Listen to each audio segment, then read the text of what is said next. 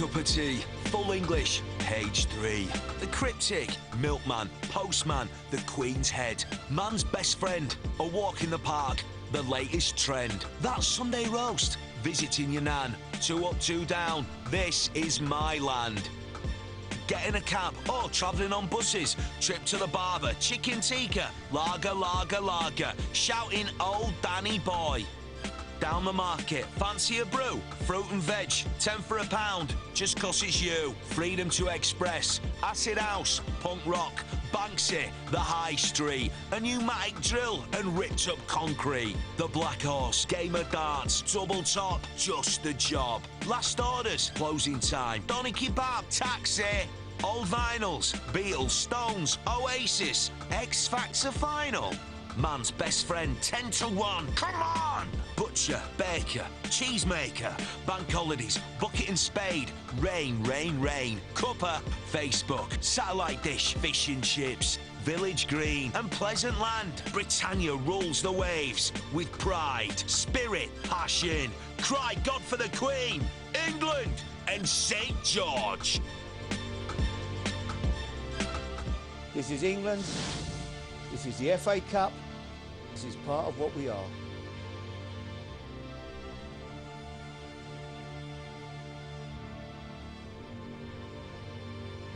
Everyone's favourite cup competition is underway, and the FA Cup, sponsored by E.ON, will no doubt provide us with plenty of thrills and spills over the coming months. Today we'll follow non-league Blythe Spartans trying to cause a first-round upset against League 2 high flyers Shrewsbury. Another team going well in League 2 are Exeter City, but they faced a tricky trip to Unibond First Division North side Curzon Ashton. We'll see if Rockingham Road was rocking to the tune of a Kettering Town victory as they took on Lincoln. Those matches and the goals from all the other first-round ties so far coming up.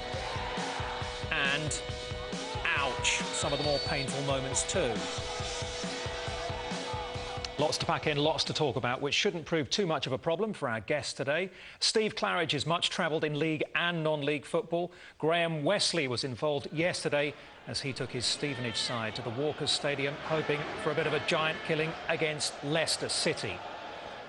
We will be at the Walkers Stadium later. Our first match, though, saw non-league Blythe Spartans struggling in the Blue Square North Division, but with a pretty rich FA Cup history, up against Shrewsbury Town, going well in League 2. From Croft Park, John Champion has the story. The archetypal first-round FA Cup tie. The wind gusting as gently as it ever does here off the North Sea, and league visitors at Croft Park for the first time since 1980.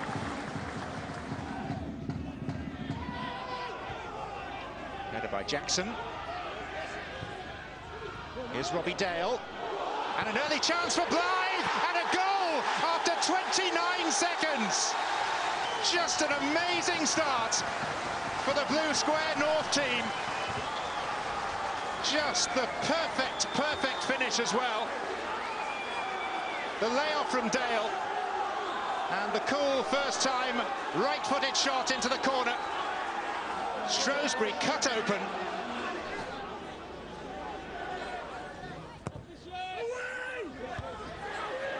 And it comes out as far as Chris Humphrey. And now Steve Leslie. And that's another ball out of the ground.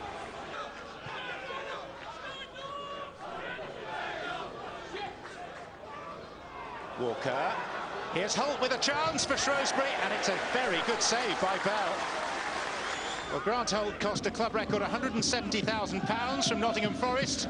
The goalkeeper, Mark Bell, is a roofer from Bishop Auckland. That's the beauty of the FA Cup.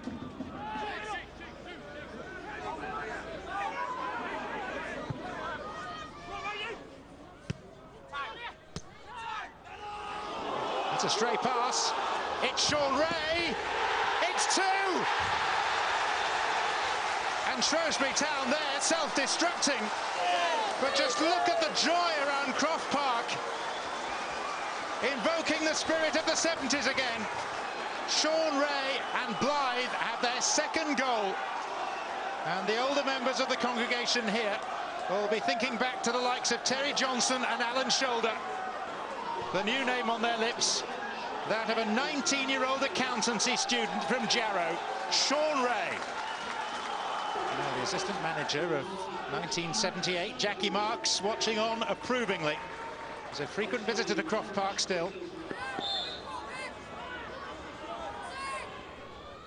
And it was by Holt. There's Dale. It was nearly an own goal by Coughlin. It is a goal. And Blythe go 3 up. And the goal scorer buried at the bottom of a pile of delighted Blythe players. They can scarcely believe what they're seeing.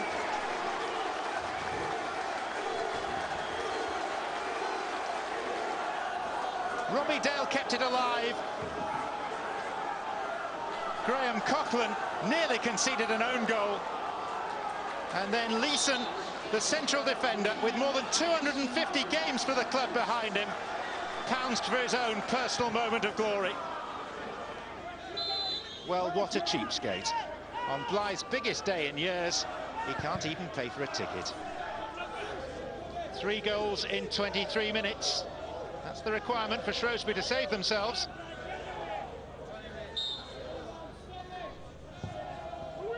Blythe having to concentrate, but Grant Holt has pulled one back. Nipping in front of Richard Pell and bagging his 14th of the season. And there is still time here for Shrewsbury to rescue something.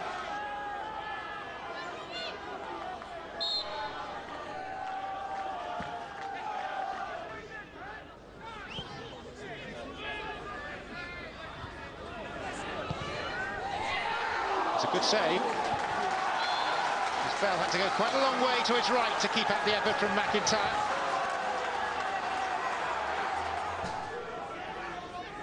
And down in the dressing room, the champagne is already on ice. Whistles right around the ground.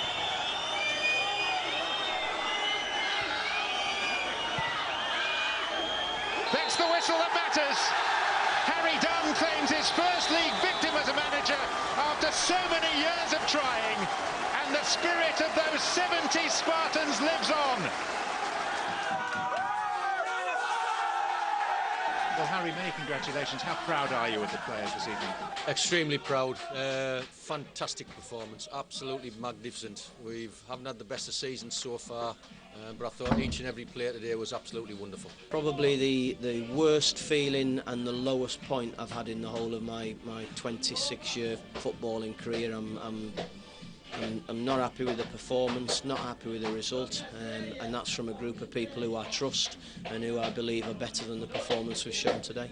Sean, it's easy for me to turn up, never having met you before, and suggest it's the best day of your life. Would that be fair? Yeah, it was good. Enjoy it. It's only like my third game or something, so doing well. Yeah, I make it 4 games for the club and 4 goals now. Yeah, excited as out. What a nice young man. He may not like it in front of the television cameras, but he's clearly, Steve Claridge, very comfortable in front of goal. Have you seen 2 better goals than that? Not at this stage of the Cup, I haven't. The interesting thing was that Grant Holt, who's got 14 goals this season so far for Shrewsbury, was in exactly the same position, and he couldn't finish, yet Mr Ray could, so he's certainly showing the way. Graham, put the upset into context for us. There's 4 divisions separating these 2 teams. Would it be like a League 2 side beating a Premier League side? Is that the scale of what went on there? I think the gap between Premier League and the lower leagues. I mean, we played Arsenal when we were at Farnborough, and you know, Conference to Prem, there's a massive jump. But there's no question that you know, the gap between League 2 and our friends at Blythe is a huge one, and they've done fantastically well to overcome the differences. Steve, how important was it that the first goal came early for Blythe Spartans? 27 seconds. That's pretty early. This was... I can understand Paul Simpson's frustration, because this was... You know, I'm not quite sure there was some good finishes, but they were caught cold, weren't they? Just simply not defending properly, they weren't concentrating. They weren't awake for this game, and they weren't aware of how dangerous Blythe were. And, I mean, that's a great finish. He takes that just a little bit earlier, I think, than the goalkeeper imagines. He hasn't set himself. It was a super finish. The 3rd goal is an absolutely disastrous piece of defending. I mean, time and time again, they have the opportunity to clear. And in the end, I mean, they're their own worst enemies yesterday, Shrewsbury. On every side of a giant killing, obviously, there's someone who's done the killing, and there is someone who killed. Paul Simpson talked about it being an extremely painful afternoon for him. Can you understand that, Graham? Can you sympathise with that? Well, fortunately, from my point of view, I've managed to avoid being giant killed. You know, we've had some difficult ties over the years against lower-level sides. I mean, we had Horsham this year, and we were 7 minutes from going out at home, 2-1 down, and it's a horrible feeling. The prospect of going out to a side that's got less advantage than you is one that you don't want to face as a manager. And fortunately, we got out of jail. But yeah, I can certainly understand where Paul was at yesterday. It's not good to be you know, benefiting from all the advantages and failing in the result. And a word for Harry Dunn and the job he's done there? It's just the most fantastic feeling. I've done it, you know, several times myself. We knocked a league side out with lads who are either part-time or professional at a lower level. And it's just the most fantastic feeling in that dressing room. You know you're up against the odds, you fight against the odds, and there's that sort of rocky feeling when you come through at the other end. You've done the job, and fantastic for him. Let's hope they get a decent draw in round 2 as well. Curzon Ashton from the Unibond League First Division North were making their first appearance in the first round of the FA Cup, sponsored by E.ON, and at least had home advantage as they faced a daunting task against Exeter City, going very nicely 3 tiers higher in League 2. Alex Gordon-Martin reports. One of the upsets of the first round unfolded at the Thameside Stadium. Curzon Ashton of the Unibond First Division North, dumping League 2 high flyers Exeter out of the competition. The home side's first ever appearance in round 1 of the FA Cup got off to a flying start. Chris Worsley's deflected effort gave Paul Jones no chance. There was nothing lucky about Curzon's second 10 minutes into the second half. James Ogu's dipping volley, a genuine goal-of-the-round contender.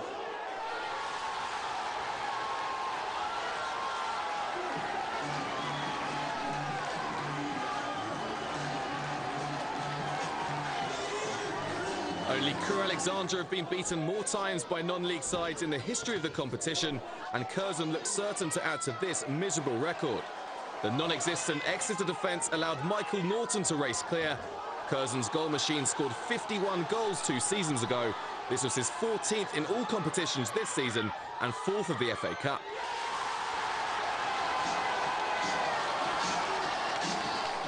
But any cup upset isn't complete without late drama. Exeter threw men forward and pulled one back with 6 minutes left. Veteran striker Steve Bashan giving the Grecians a lifeline.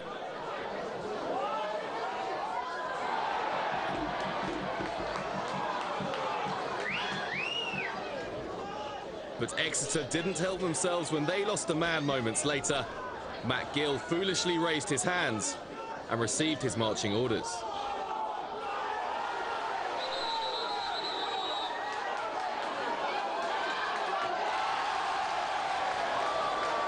There was still time, though, for Exeter to offer their own contender for goal of the round in the dying moments. Curzon president Jack Crompton was Manchester United's goalkeeper in their 1948 Cup-winning side, but even he wouldn't have stopped that one from Dean Moxey. It didn't matter as Curzon survived the fight back and thoroughly deserved to progress to the second round. A wonderful result, wonderful scenes as well. And Curzon Ashton's manager, Gary Lowe, joins us on the telephone this morning, which I think is quite fortunate, actually. Gary, I hear there were some celebrations last night. How are things? A little bit fragile this morning. We celebrated in good style last night. Excellent. Tell us about the day. Did you have a feeling that something might happen, Gary? Yeah, we got the players away to a hotel Saturday morning. They had a pre-match meal and we had a good meeting. Fortunately, Port Vale, and you know, we thank them. They sent me a DVD of Exeter when they played on, I think, on the 21st of October. Myself and my assistant studied that. We thought they would play a 4-5-1. We thought we could match them up with that, and we thought we could stay in the game. And then, you know, anything happens. You know, as the game went on, they get edgier. We get a little bit more confidence, and yeah, we honestly thought that we had a chance. What's the secret to this team's success then, Gary? What have you got there? What's going for you? Well, the lads will tell you in the studio, you know, one of the main things is that you've got to be competitive and you've got to have massive desire. And I think if you've got that and you can get in people's face, you know, anything's possible. You know, the big thing was at half-time, we had to go at the players. We thought they'd done that bit very, very well, but then we felt that in possession they've got to be more composed and try and try and play and be more confident. And we think second half, you know, we did that a lot better, and you know, we scored 3 goals and perhaps could have scored, you know, another one. Must have been slightly nervous at the end there, Gary, as Exeter started to haul themselves back into it. Did you fear the worst at one stage? Well, to be honest, we scored on 79, and you think, you know, the lads again will tell you think for the first time we can perhaps enjoy 10 minutes now and relax. And then they scored, and you think, no, it can't be. And then the kids scored a terrific goal, the second one. And then you just think, if you lose this, it's just going to be something you'll never get over. You know, the chance to do what we've done until he snatched away like that would have just been something well, you've done better thinking about us. But we got through it, that's all that matters. Absolutely. Do you have any preference? Anyone you'd like to draw in round 2? The big thing is that we've got to try and get on TV. You know, we get on TV, then you get the real good revenue, and that's life-changing for clubs at our, you know, our size. So Leeds United, you know, God bless them, they get through. That'd be a terrific tie for us. And Leicester City, you know, I think Oldham Athletic have got, I'm not sure if they've gone out or they've drawn. You know, any league club, and God willing, we get on TV and we make a few quid out of it. OK, well, Gary, good luck in the next round. And for the rest of the FA Cup, let's hope it goes on and on. That goal will certainly be talked about, won't it? Guys, James Agu, worth having another look at that one. And Steve, if we saw a couple of good goals in the first match, how about this one? This is fashion-esque, isn't it? The old Norwich. Now, did he see the keeper off the line there, do you think? Well, he must. I think you get almost peripheral vision, don't you? You're in and around the box. I mean, any good forward will know. You know, you take your position off of certain parts of the pitch. He will know that the keeper won't have expected certainly a shot like that, and what a delivery and what an execution. Graham, they're back down to earth with a bump playing Salford tomorrow night. How difficult is it after you've had a game like that to get people's minds back on the job in hand and the important games, I suppose, if you like? Yeah, I think the draw and the fact that there's going to be another big game coming up is something that's on the players' minds. They know they're probably 2 or 3 good performances away from a really big game in the next round now. So I think the players, you know, can cut back down to earth. There's always a danger, but plenty of motivation for them. Well, Exeter and Shrewsbury weren't the only league sides who struggled against non-league opposition, with a roundup of the other upsets and near misses. Joe Spate, Alex Gordon-Martin and Tony Lockwood. A day to forget for League Two side Swindon, as Histon caused one of the shocks of the round. Daniel Wright was the hero and match winner, with the only goal of the game to spark celebrations. Manager Steve Fallon described the triumph as thoroughly deserved.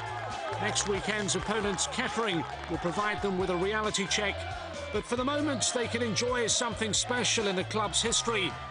An FA Cup upset, a place in the second round, and all the right headlines. Oh, it's unbelievable, absolutely unbelievable for everybody, me, the team, the club. Look forward to the draw for the next round. Yeah, brilliant. I thought we deserved it. It was a bit disappointing with the goal first half being disallowed, but we kept going, we picked ourselves up, and I don't think there's any doubt about the result. Brilliant. Carlisle have been in freefall of late. Grays added to those problems with a free kick finished off by Jamie Stewart. United responded in the best possible way. With 6 minutes left, substitute Gary Modine equalised to prevent an early cup exit and any further embarrassment. We felt, especially first half, we played particularly well and maybe should have been 1 up at half-time. Yeah, 1-1 we'll have taken, but a wee bit disappointed we haven't got the result. Of all the non-league sides, only Yeovil have beaten more league opponents in the FA Cup than Altrincham, and Warren Payton was almost gifted the lead against Luton Town. A slightly more conventional chance then came Altrincham's way, Christopher Senior with the cutback, but Greg Young's inability to find the target meant it was goalless at Kenilworth Road. League One outfit Southend were given the fright of their lives by Blue Square Northside Telford. The Shrimpers took an early lead when a quickly taken free kick caught Telford napping, and Francis Laurent put the visitors in front. Steve Tilson's men thought they had doubled their advantage when Peter Clark connected sweetly. His effort was controversially ruled out for offside, with Adam Barrett on the goal line.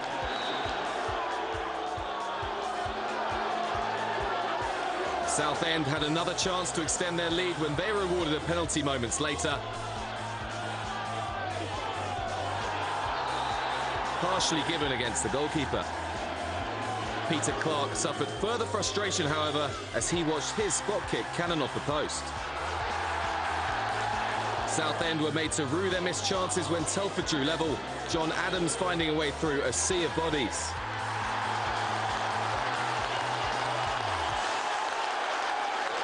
The hosts then sensed a major upset and poured men forward.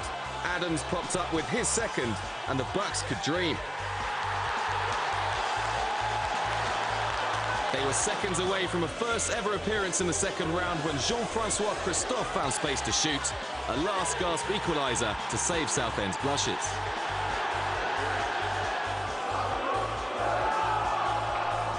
Blue Square North outfit Droylsden came away with a creditable draw from the Darlington Arena.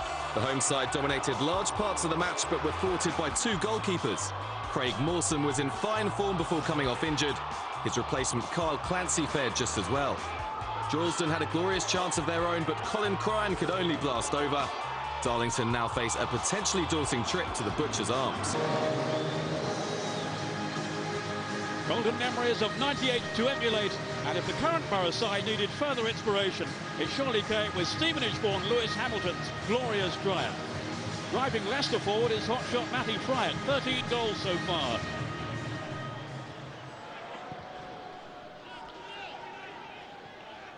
That was Wilson's header. Morrison, the back pass was very short and put the keeper in all sorts of trouble. Quick thinking by McMahon. Well, the keeper had to come scampering back, and much to his relief. He'll be absolutely seething. But again, this Borough team showing bags of determination and spirit. And here's another chance for Morrison, who's got a side of goal and has just squeezed it past the post. As Maddock came in to challenge. Wesley hoping his team can exploit any fragment of doubt among Leicester's players. Howard is the tug. Got the flick on, down goes Fryatt. No response from the referee.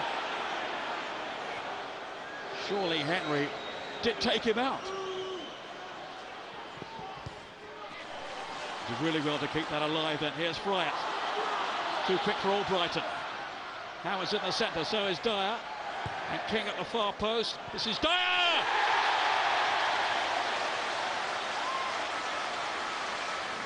Excellent work here by Matthew Fryatt. Options in the middle. And he had the presence of mind to pick out Lloyd Dyer. And he'll be feeling mighty relieved. It's the first time Leicester have faced non-league opponents for nearly a decade, and that was no easy ride either. They needed 2 games to get past Hereford. Aaron leaving it for Oakley to run on to. Good chance here, what a save to deny Matty Fryatt. But Leicester really came flying out of the blocks then. Matty Fryatt, their leading scorer of 4 goals in his last 3 games. Here's King. Howard again. Then Matty Fryatt. Another fine save. As it was beaten away then by Chris Day. It's a different Leicester City now. Mattock. Certainly revitalised since the break, Leicester. Lloyd Dyer. Now it's Fryatt. What a good goal. That's what this fellow is all about. Poaching of the highest quality. He's been a revelation this season in front of goal, and he's underlined that once more now. Grant Wesley knows his team now have a real job on their hands to turn this round. Oakley. Is it a good match? Matt Oakley. Leicester on the prowl again. Off the crossbar and in. From Andy King. The keeper caught totally by surprise. Such awareness shown there. That really is a super goal. The Welsh under-21 international in his FA Cup debut.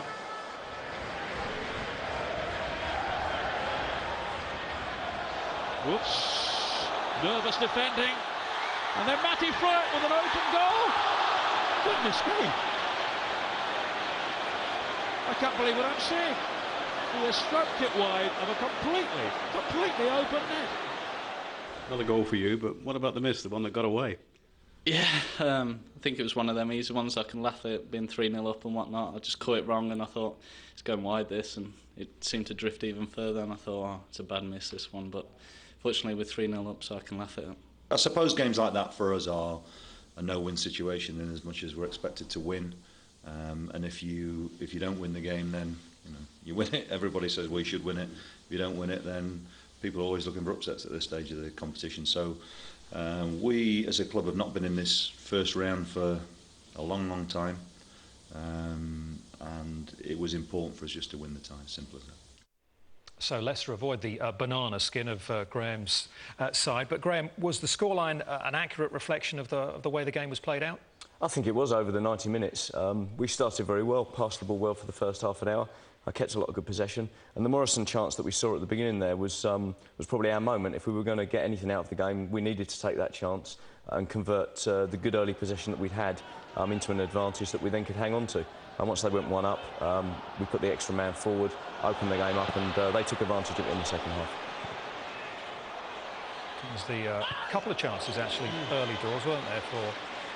Yeah, Darryl was bright there with that chance, and there Eddie Anicklett's put Steve Morrison through, and he's a man you'd expect to finish that. He's got a good goal-scoring record, and in those positions you expect to see the back of the net hit, but it wasn't to be on the day, and that was probably the big moment for us. After that, they managed to get themselves into the game, and unlike Blythe, who went and got the early goal, we didn't get that goal, and Leicester then got the confidence. We didn't get the extra belief that probably we needed, and they went on and were comfortable winners in the end. Yeah, at times there they looked like a real quality side. Got some very, very good players. We knew that we know Howard, he's recently out of the Premiership, holds the ball up well, Fry plays well around him. He's been hitting the back of the net in League One with regularity. Oakley in the middle of the park is a really bright player, gets on the ball, gets it, goes, supports the front, and of course King, we saw the quality he's got with a fantastic goal. Yes, Steve, tell us about that one, because you quite enjoyed that, didn't you? Yeah. I think, to be fair, when we're talking about Graham and coming up against league sides, this is probably about as hard as it gets at this stage of the competition. I mean, that's a fantastic goal. That's the outside of his foot. When he actually, I don't know whether we'll get to look at it the other way, but he's not looking at the goal when he hits that. He actually looks up for the pass, puts his head down, but he knows instinctively where the goal is. And to get an execution like that, I mean, he's probably got a foot to aim for there. Fantastic. The outside of the foot. Great, I mean, just a fantastic awareness of where he is on the pitch and where the keeper is, and the execution was brilliant. Matt Fryatt seemed to be all over the place during that game, seemed to be involved in just about everything. He got his goal, but nice miss as well. Yeah. Which is a bit harsh, really. I think when he's showing this, because Daisy doesn't deserve it, he actually did well yesterday, the mistake apart, and Fryatt will certainly look back and think he ought to have one more on his tally. Steve, what sort of job is Nigel Pearson doing up there? Leicester beginning to get there, do you think, get back there? I think so. I mean, with regard to... It's a very difficult balancing act, because what you don't want to do, you don't want to invite pressure at that level. There are obviously expectations, having played for Leicester, it's a very big club, to win that league, to get out of that league. But what you don't want to do is invite unwarranted pressure. And so far, they've been fine. I mean, they're not running away with it, but they're picking up points. They've had a couple of late victories in the last couple of games, just when there was a little bit of pressure on, and hopefully I've got my fingers crossed that they'll manage to get out of the first attempt. Graham, a little bit of work for you to do now to lift your players, or not, for the games ahead? I don't think so. I think Mark Albrighton was quite philosophical afterwards when he said, well, look, we weren't going to win it anyway, the cup, that is. And, it's good that we can get back to the league. We're not going to miss the game a couple of weeks' time against Wrexham at home. We can concentrate on our league form. We had an awful start to the season. I went back there and I couldn't get anything together. I couldn't get the boys together. They couldn't get themselves together. 2 points from 5 games, 5 from 7. But we've got 22 in our last 10. And we're building in the league. We were 5 points off the top before yesterday's fixtures in the league, and we need to build on that. I think the fact we've got the focus, the fact we haven't got the distraction, probably at the end of the season will be a good thing for us. No upset for Stevenage, but plenty more sides did get the better of teams who look superior on paper. We begin our next round-up with Bournemouth way down in League Two against League One side Bristol Rovers. You may remember Rovers' cup run last season went all the way to the 6th round.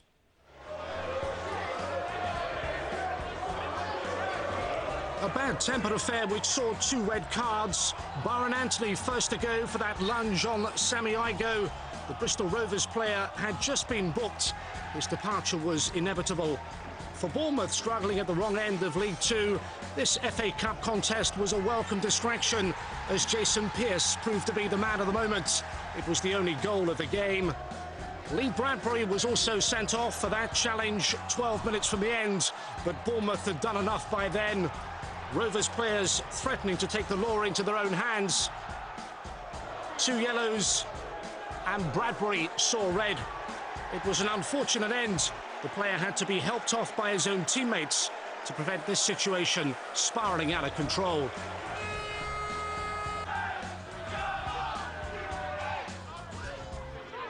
Alfreton Town are through to the second round of the FA Cup for the first time in their history after this 6-goal thriller at the Impact Arena.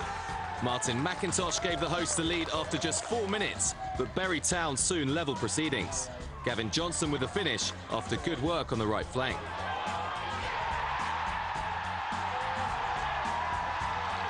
The Southern League Midland team were by no means overawed by their hosts from 2 divisions above and took a deserved lead through Lee Reid on 34 minutes.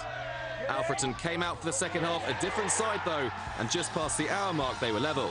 Ex-Cardiff striker Leo Fortune West heading home. The Blue Square North side then went in front 4 minutes later after Paul Clayton was brought down in the box.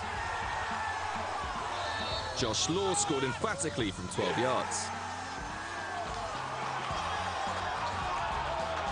As the half wore on, Bury Town tired and man of the match Paul Clayton took full advantage with this solo effort in injury time.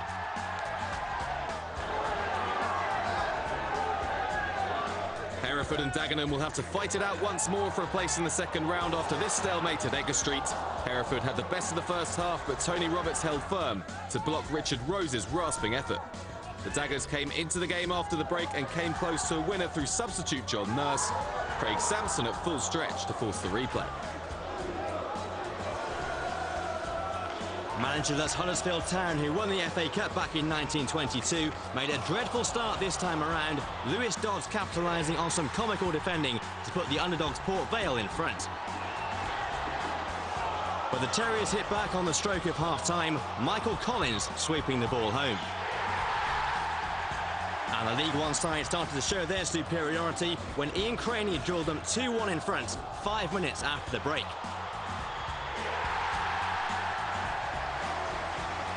Port Vale found themselves 3-1 down just after the hour after this Robbie Williams header, which would not have entertained his namesake. Stan Turner was sacked after just 7 months in charge at the Galfarm Stadium last week, and with defending like this, perhaps it was not surprising, but take nothing away from David Howland's chip to make it 3-2. A frantic final 5 minutes began when a route one ball through the Town defence allowed Dodds to level it at 3-3. Port Vale were knocked out by non-league Chase Town last season, but they ensured their place in the second round with a Mark Richards stoppage time free kick. Cue the Vale celebrations after a 7-goal thriller.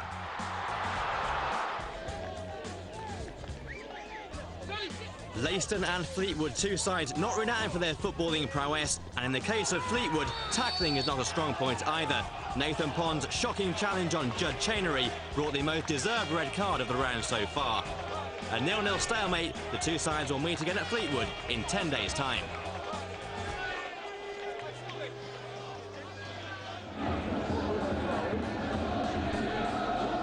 Mark Robbins' Rotherham side went ahead 9 minutes after the break as Michael Cummins found a way through. They had fallen at the first hurdle in each of the last 6 seasons and must have thought that dismal record was about to end. But Marvin Morgan was brought down by Nick Fenton.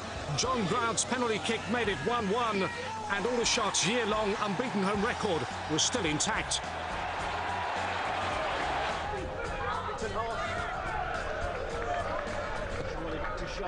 Stalemate in the Northwest Derby as Accrington keeper Kenny Arthur produced an inspired display to thwart Tranmere. The teams will meet again at Prenton Park on Tuesday week. This all-League Two clash at Gig Lane proved to be an open affair. Both sides had their chances, but it was the Gills who progressed to the next round when Andy Bartram, on loan from Tottenham, headed home on 71 minutes. Well, Port Vale's victory against Huddersfield, I suppose, isn't much of a giant killing, but it was a phenomenal game, perhaps the game of the day there. 3-1 down with 11 minutes to go, Graham, and won 4-3. How much of a body blow is that to Huddersfield? I'm sure they were counting on being in the second round, that's for sure. But you've got to have a great character about yourselves to recover in those situations, but also you've got nothing to lose. And you're not worrying about goal difference in the league. You're out on the day, and once that momentum starts to change, once the pendulum swings, anything can happen, and it sure did there.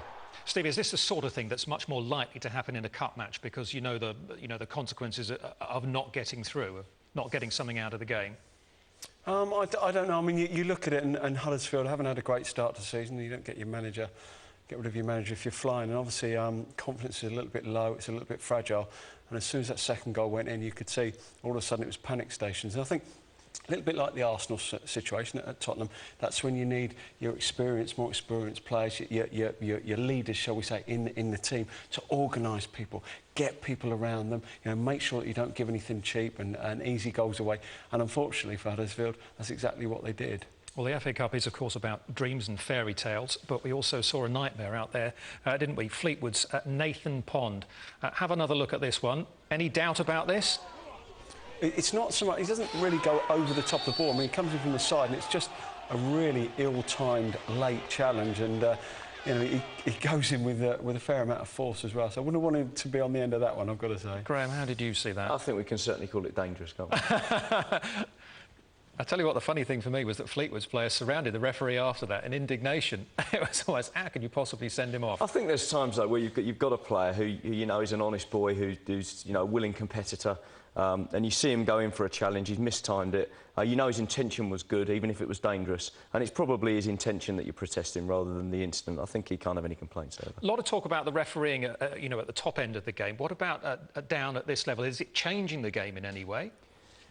It's very difficult. We were talking, Steve and I, earlier on. The quality of the pitch means you've got to make, I think, a little bit more allowance as you go down the levels. At the Premier level, the pitches are so good that things are very clean cut. The players aren't. They're not suffering the bobbles and the bounces and the awkwardness that you get in lower down. And I think referees have to just make allowances for that in refereeing games at our level, and they just have to have an understanding of what it is that's going on. When we come back on this FA Cup highlight show, we'll head to Rockingham Road to see if Kettering Town could cause problems for Lincoln City.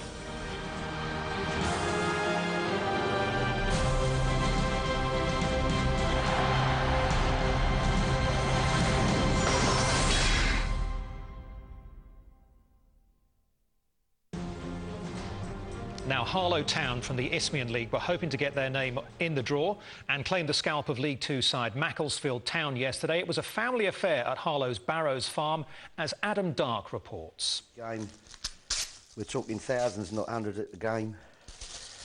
No real pressure on us, but I suppose it's more excitement than nerves. Not your average day, not your average father-son relationship. Come Saturday, Steve Kirby is General Dog's Body, official title assistant manager. His boss is a former Arsenal player with friends in high places, and he learned everything he knows from Dad. David was at school with Ryan, and they played from about the age of 6 right up to the day they left to go and sign apprentice at the Arsenal and Manchester United. Their careers have gone in different directions since then, but this was Ryan Kirby's moment in the spotlight. See ya. Ta-ra, babe. Here we go.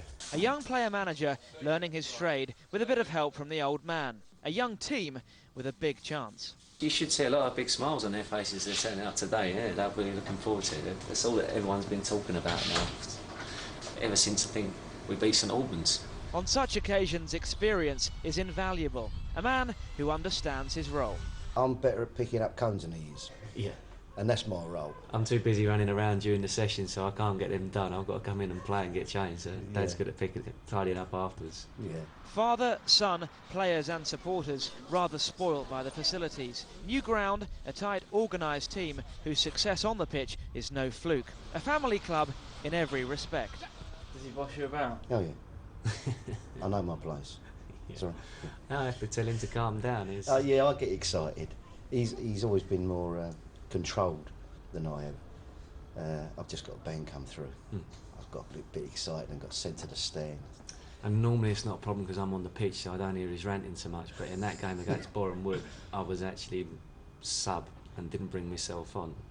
And I'm having to tell him to calm down because the ref's not going to change his mind anyway, and he didn't. As Steve predicted, this was about thousands instead of hundreds. The noise, the colour, the expectation. Against the struggling Macclesfield side, everything pointed to one of those cup shots. Can't wait. Yeah. Yeah, go on, mate. The fear's in their dressing room, not ours. Nice and alert, pick it up, can we work the line? White men, can you spin off the line from the throws, get it off the front man inside? Tash, all the best, big fella. They made a pretty persuasive argument, but the fairy tale scriptwriters were on vacation. Tash and Adeyinka wasting Harlow's best chance, but in truth, they were few and far between. Under threatening skies, the first moments of doubt. Rooney Jr. added a touch of showbiz to proceedings, but there was nothing glamorous about the decisive goal. Macclesfield's Sean Brisley doing the basics, a second followed late in the game. Down, out, but it didn't feel like that. We didn't quite create enough chances. I think they imposed themselves enough. It's enough to unsettle us, you know. I didn't...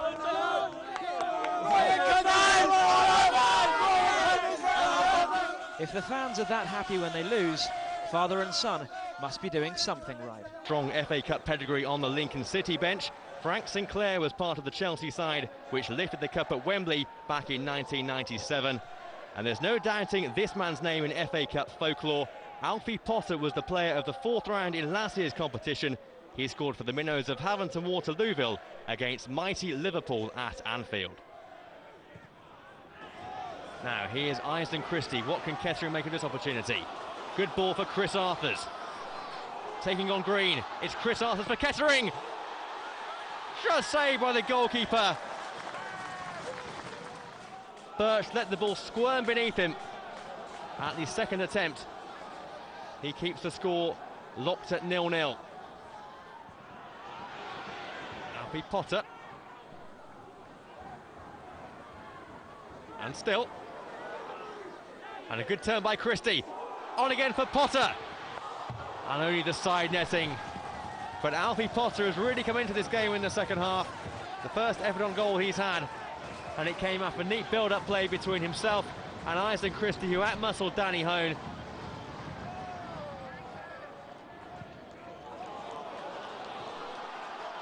Here's Gareth Seddon for Kettering Town. And still Seddon. And pulled across. Oh, what a chance. The best chance of the game. It was Chris Beardsley, the substitute, who could have been no more than a yard out. And he failed to connect. And Tommy Jazzakson takes the free kick for Kettering. In towards Gio Hagan. Dropping towards Rack. But here's Potter. In towards the far post. Away by Hone. Back in by Bokar. And Gio Hagan! Gio Hagan! Kettering Town take the lead with just 5 minutes to go. And Rockingham Road goes Barbie. Exodus Gio Hagan is the man who has put another possible FA Cup upset on the cards here. And Kettering Town of the Blue Square Premier lead against Lincoln City of League Two.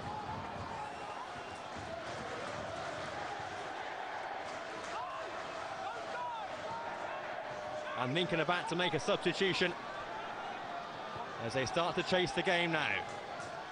Ball into the middle. Oh, a chance here! And it's the equaliser!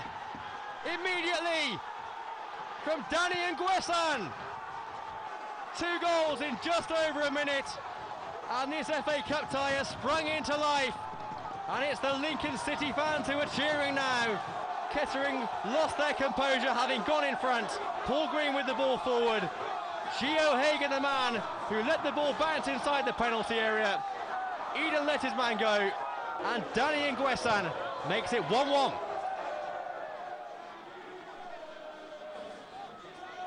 There goes Gio Hagan's throw. Headed away well initially. Won back by Marner. Plenty of men in the box for Kettering. Here comes the cross. And Rob Birch, who's done very well with dealing with those high balls all afternoon, gathers that as the final whistle goes here at Rockingham Road. And Peter Jackson can breathe a sigh of relief. Exeter's Gio Hagan thought he'd put Kettering Town into the second round of the FA Cup. He opened the scoring in the 85th minute for Mark Cooper's side, but a terrible lapse in concentration allowed Lincoln City to grab an immediate equaliser through Danny Nguesson. A final score here at Rockingham Road in the FA Cup first round. Kettering Town 1, Lincoln City 1. Eastwood Town of the Unibond Premier League welcomed Brackley Town to Coronation Park. The visitors were making their first ever appearance in round 1 of the FA Cup, and it took just 20 minutes for them to make an impression. Tom Winters let fly from 25 yards, 1-0 Brackley at half-time. But within 10 minutes of the restart, Eastwood had drawn level. Russell Cook with a decisive touch from Richard Dunning's corner. But having seen off Dean Saunders' Wrexham in the 4th qualifying round, Eastwood began to justify their billing as pre-match favourites, and they found a winner on 65 minutes. Lyndon Michler grateful for the wicked deflection. 2-1 it finished.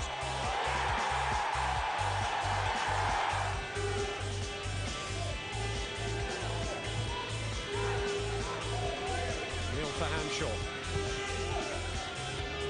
Rolled in for Weston. Turn wide for Clapham, and Hanshaw. 1-0 county. Finally the breakthrough. And there may be no fairy tale at Gander Green Lane in 2008. In by Jackson. Up gets Dundas. Oh, and McCallum twisted and hit it straight at the keeper. Yard either side, that was 1-1.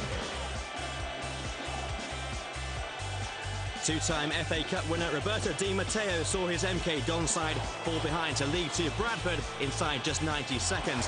Pat's goal seemed to be the norm when the Italian and the FA Cup come together. The Dons looked in control from then on, and Omar Daly's goal was soon equalised by Jamal Johnson.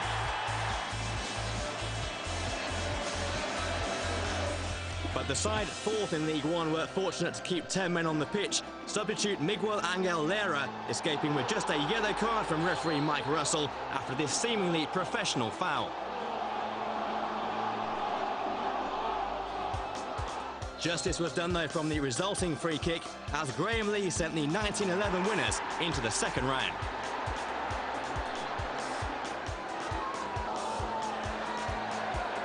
Dorchester Town, 17th in the Blue Square South, rode their luck at the Kassam Stadium to earn a replay. Though Ryan Moss thought he was a giant-killing hero, but his effort was ruled out. Handball or offside, take your pick.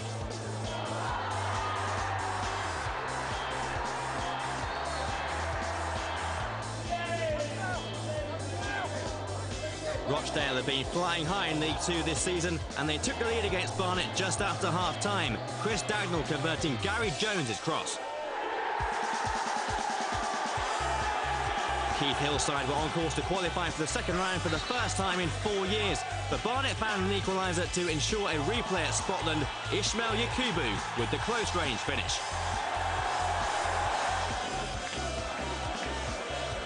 Cheltenham, who'd gone out in the first round in 3 of the last 4 seasons, had Scott Murray to thank for the early breakthrough. And on the stroke of half-time, Oldham fell further behind. Sean Gregan gave away the spot kick, pulling Lloyd Owusu to the ground. The Cheltenham striker accepted the responsibility and converted the resulting penalty. Martin Allen's side had a comfortable cushion and what looked to be a winning position. Oldham, who'd not gone out in the first round since 1972, were back in this contest. Lewis Montrose with a push to concede a penalty. Chris Taylor stepped up to see his initial effort saved, but he swept home the rebound. They equalised when Danny Whittaker's deflected effort crept in, and Oldham had forced the replay.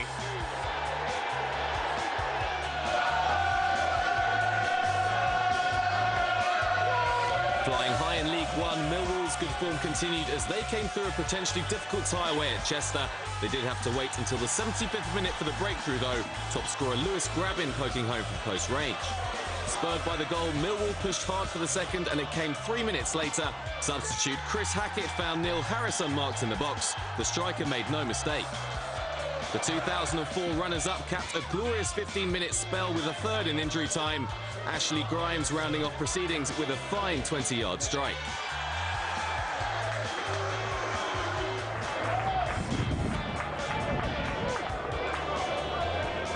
Crewe were given a real run for their money by Ebbsfleet at Gresty Road. The Blue Square Premier side had plenty of chances but just couldn't find the net. The hosts could, however, and Clayton Donaldson's third goal in 2 games ensured Crewe's passage to round 2. Chasing a 13th successive win in all competitions, Torquay were clear favourites when Evesham United came to play more. It took just 28 minutes for Paul Buckle's men to take the lead, Tim Sills converting Kevin Nicholson's corner. Evesham were never out of the game though and even put a penalty wide. Sills added a second to punish the visitors, and Torquay's winning run goes on and on. And those of you who watch our Blue Square Premier action on Setanta Sports will know what a run that Torquay have been on, and they are flying at the moment, aren't they, Graham? What's the secret there? Because they had a slow start to the season like you. They did, similar to us, and we'd won 4 on the bounce when we went down there, and they put us away 3-0. Very strong, very organised. They've been getting themselves together for for the last year under Paul Buckle.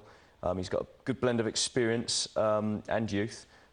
He's got an experienced striker in Tim Sills who hits the back of the net with regularity. Chris Hargreaves in the middle, good organiser. He's got a good background in the Football League. And all in all, they're an outfit that has got a lot of strength about them. They're going great guns at the moment. Steve, what sort of standard are we talking now about Blue Square Premier football? How much has it improved over the last few years? It's come on leaps and bounds, you've got to say. I mean, there's most of the leagues, most of the clubs now in that league are ex league clubs with big histories and big traditions, but there are also some very well supported clubs in that league. You know, your likes of your Cambridges. You know, I play for Oxford, certainly. You know, and a lot of these clubs are building for a future. They're very financially sound. The structure of the clubs there, they very rarely put themselves in financial peril. They're probably better run at this stage than many league clubs. So it's a very very strong division. It's a choice. You have a real tough choice. A lot of players at that league. I know Graham says they're full-time, but do you go into the league? Do you stay, you know, in the conference? It's a tough question for a lot of those players. It's a very, very good league now, and the stand is very, very good. Graham, does that put extra pressure on people like you? I think it's a greater challenge for people like me, because in days of old when it was a part-time league and you know, Stevenage in I think 95, 96 won the conference, and there was an expectation built up. But you know, when you get the Oxfords, the Wrexhams, the Rushtons dropping down out of the league with big fan bases and great infrastructure, it takes the pressure off to some degree, because you know, promotion from our point of view would be an overachievement. We've got a smaller fan base, probably a smaller budget than the majority, and you know, when you're in that situation, anything that you achieve is an overachievement, and from our point of view, that's nice. Still to come, news of more live FA Cup action and more cracking goals from yesterday's games.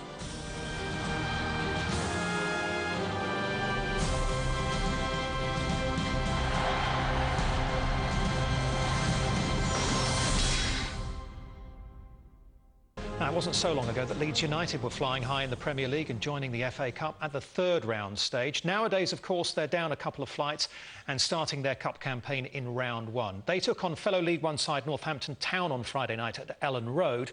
Commentary from Ian Snowden and John Champion. And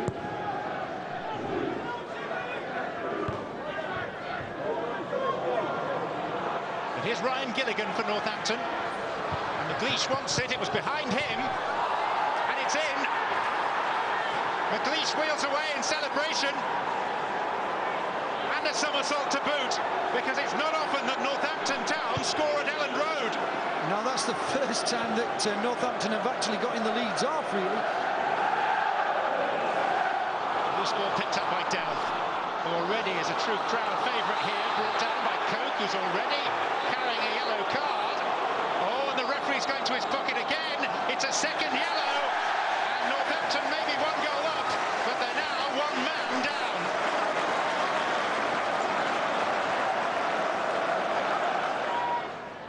Vecchio and Howson, and a penalty given. Howson tripped. There seemed a little delay there by Howson. He seemed to have been clipped, then he seemed to hold himself up and then go down. Frank Fielding now faces the penalty expertise of Andy Robinson. And the ball was still rising as it struck the roof of the net, lead to level. Yeah, terrific penalty by Robinson there. Very confidently taken, put it to the keeper's right-hand side. No problem, and now it's going to be tough for Northampton.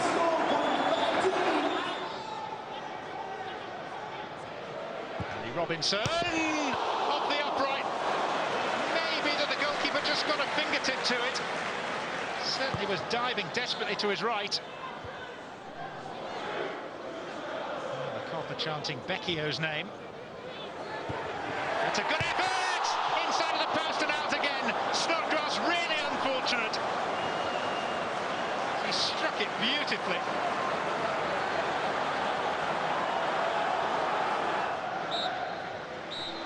Well, it's a minor triumph for Northampton Town in the circumstances. They have held Leeds United at Elland Road, and Gary McAllister and Stuart Gray will shake hands again in 10 days' time at Sixfield Stadium. So back to Northampton for the replay. Steve, I imagine there's no doubt about which manager is the happiest out of those two.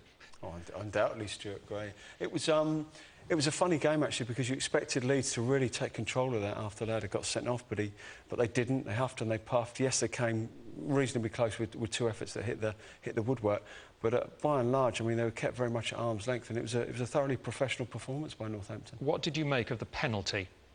I still can't work it out. I mean, I don't think there is contact, certainly not initially, and then there's almost a delayed reaction. I don't know whether his leg is given away by actually simply getting out the way of the challenge, but I don't think that initially there is any contact here, and it's certainly after the event now that he goes down.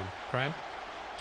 I think it looks to me as though he's used great ability to get by the trailing leg, and then as he's landed, as Steve said, either the leg's given away or the ball has just got away from him, and he's managed to fall over. But yes, I was trying to find the right word. Yeah, I was trying to be kind to him. Yeah, but yeah, fall over is not a bad one. We'll give him that. Now let's complete the first round stories so far with the rest of Saturday's ties reporting. Joe Spate, Alex Gordon-Martin, and Tony Lockwood again. It was an all-League One tie that we've been as the 1983 runners-up Brighton took on Hartlepool. Kevin McLeod's delightful chip gave the home side an early lead. Dean Cox put the Seagulls 2 up before half-time, but Hartlepool embarked on a stunning fight back, starting with a huge helping head from Brighton defender Colin Hawkins.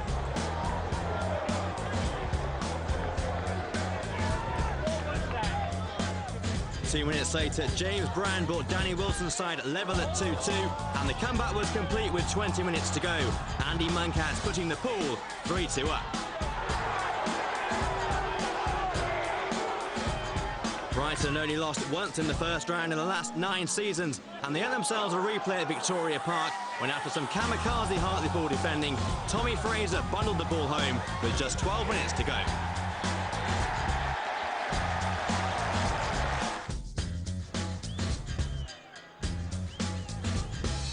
Chesterfield's Jamie Winter was the difference, with a free kick that should have been dealt with by Paddy Gamble in the Mansfield goal. It wasn't, and the Spireites had a single goal advantage at the interval. 6 minutes after the restart, Lloyd Carey set up Jamie Ward, and Chesterfield had doubled their leads. Winter went on to claim his second from distance, and the 1997 FA Cup semi-finalists were home and dry. There was still time for consolation. Mansfield, who'd reached the 4th round last season, hit back through Nathan Arnold. But by then, Chesterfield was safe in the knowledge that victory was theirs.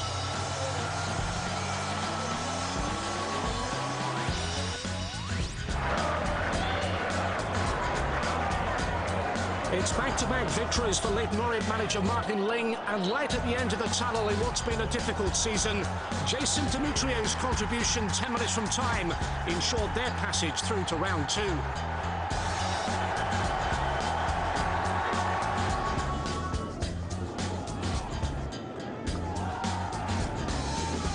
These non-league rivals played out a goalless draw at Priory Lane. Eastbourne hit the crossbar. Jay Lovett so close from fully 30 yards. Barrow had chances of their own. It ended in stalemate, and they'll meet again. Sit close hosted 7th of the Blue Square Premier at the Ekborough Stadium, and a closely fought encounter ensued. Justin Richards was brought down by Wayne Hatswell in the box.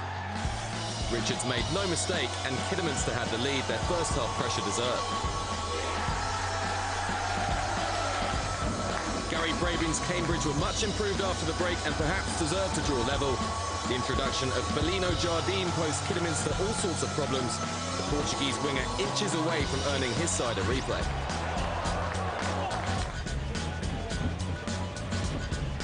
Grimsby have failed to win in 17 games in all competitions, and things looked ominous for them when 18-year-old Aaron Taylor gave Morecambe the lead.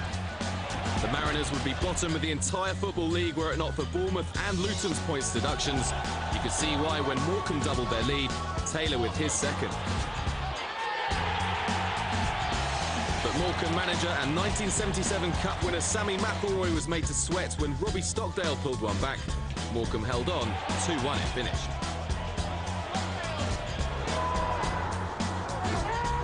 Walsall have already beaten Scunthorpe in League One at home this season, and the visiting fans may have feared the worst for their cup chances. Michael Ricketts showed why he once made an appearance for England.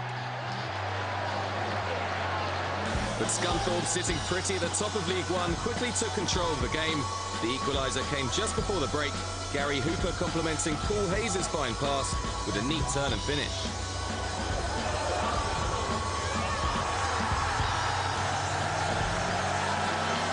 Scunthorpe continued to fashion chances on the restart and deservedly went ahead.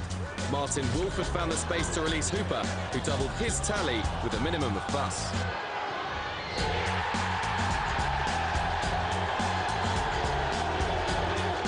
Neil Atkins' men were boosted further when Walsall's Ishmael de Montagnec was sent off minutes after coming on as a substitute, but they had to wait until injury time to seal the win.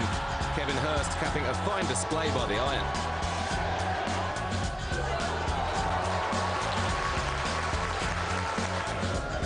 Stockport edged ahead just before the break when Tommy Rowe's free kick was met by the head of John Mullins, and Craig Davis was there to make the most of the opportunity. Yeovil, who were beaten in the first round last season, levelled on the hour mark. Paul Warren's cross headed home by skipper Terry Skibberton.